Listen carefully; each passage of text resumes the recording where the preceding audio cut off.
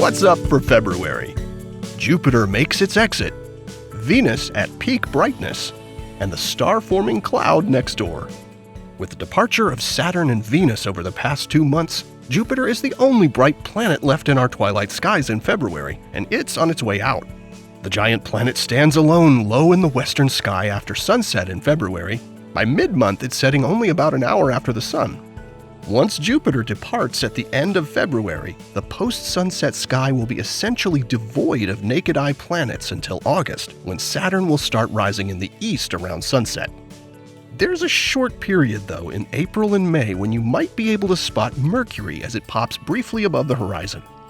You'd have to go back 4 years to March of 2018 to find twilight skies with no bright planets. So catch Jupiter before it's gone, and look for it to become a morning planet in April. Speaking of morning skies, the planet Venus will be at its brightest for the year in February, around mid-month.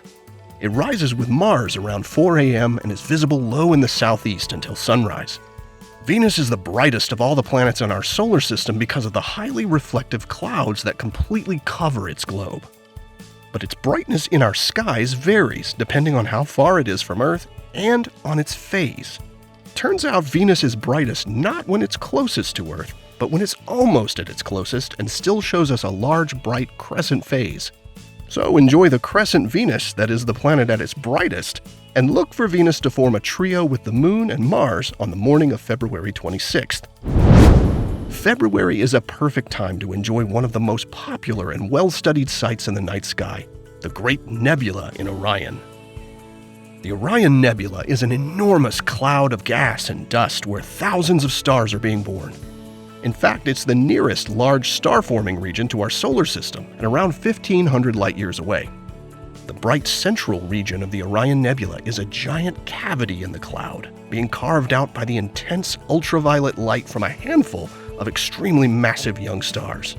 Finding the Orion Nebula is easy in February, as the constellation Orion will be high in the south around 8 or 9 p.m.